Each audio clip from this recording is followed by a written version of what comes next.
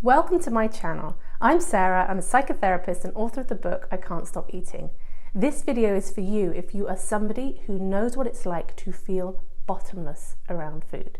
That bottomless hunger where it feels like you can just keep eating and maybe you don't even feel full. Or maybe you feel full, but you still feel compelled to keep eating. It's really distressing to feel this out of control. And it breaks my heart because so many people, they develop this belief that they're just greedy and out of control. But I want to share with you 6 reasons why you might be experiencing this. And this will also offer some insight into how you can feel more satisfied and regulated around food. And the first one, we just have to get it out of the way. I know I bang on about it, but it is, are you eating enough? And not just are you eating enough, but have you been eating enough? So for some people, you come off the back of a diet, maybe you've lost some weight, but once you're no longer adhering to the rules of the diet, you experience this bottomless hunger and you want to just eat and eat and eat. We keep hearing about how diets don't work because the majority of people regain the weight. And yet, people still blame themselves because they're saying, yes, but I'm the one who's overeating after the diet, so therefore it is my fault. Not understanding that your brain is measuring how much food intake is coming in and how much energy is being expended. If that has been out of balance for a while, your brain will dial down those hormones that make you feel satisfied when you eat.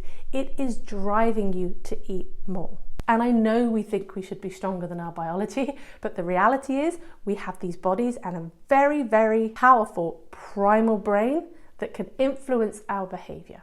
You may or may not have heard of weight set point theory. Now this is a theory, but the idea is that our bodies have a set range that they want to be weight-wise.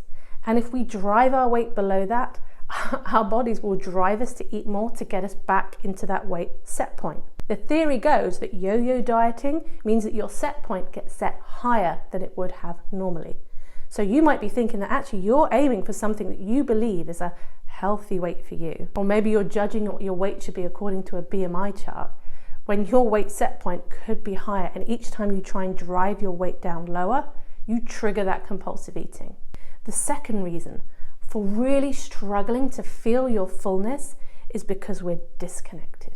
I would imagine the majority of people are distracted in some way for most of the time when they're eating. There is a difference between enjoying your favorite TV show and still being connected to eating and being completely zoned out.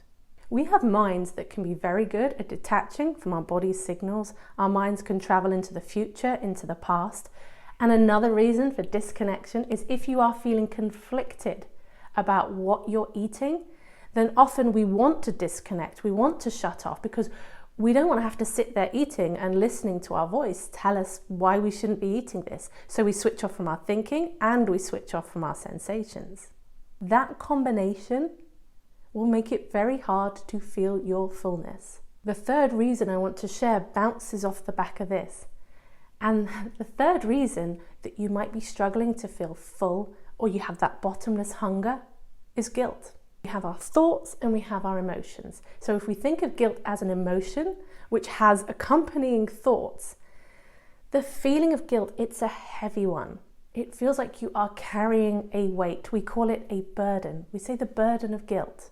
Now, how are you supposed to feel burdened and guilty and at the same time feel satisfied and content with what you're eating?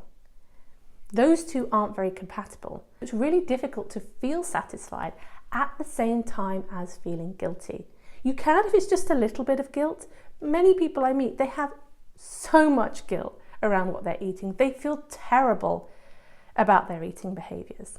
And there's a kind of cruel irony that that works against them, and it might be working against you. And the fourth one is about anticipating impending restriction.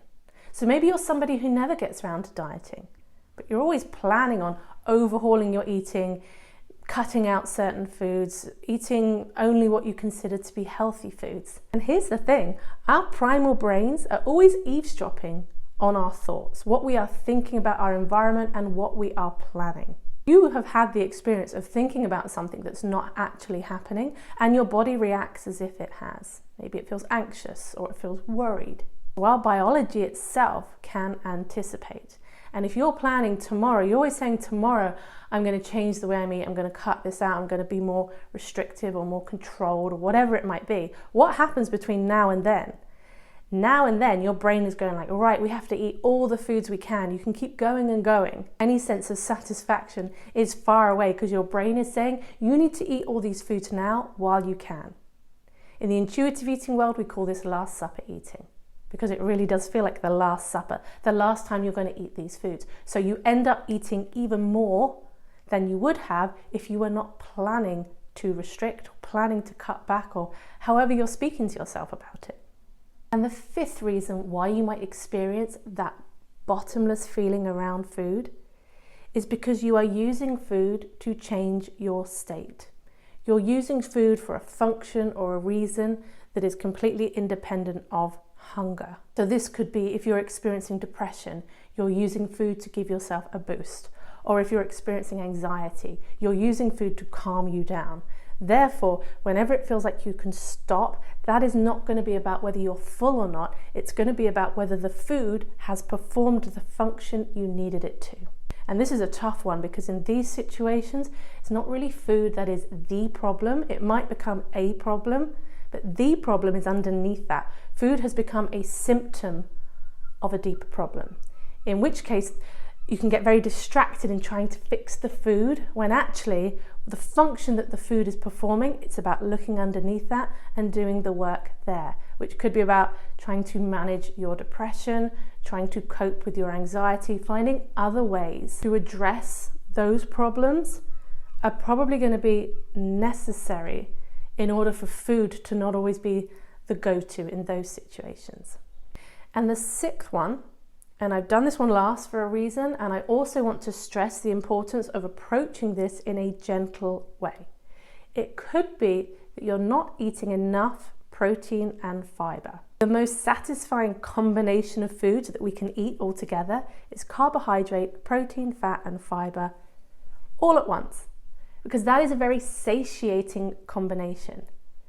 What you'll find is if you are often eating foods that are mostly carbohydrate based, you might be finding that it is harder to feel full up and satisfied. There are a lot of foods out there that are deliberately designed to be delicious, and they are. And I don't want to scare anybody away from these foods at all. We're looking at this through a gentle nutrition lens.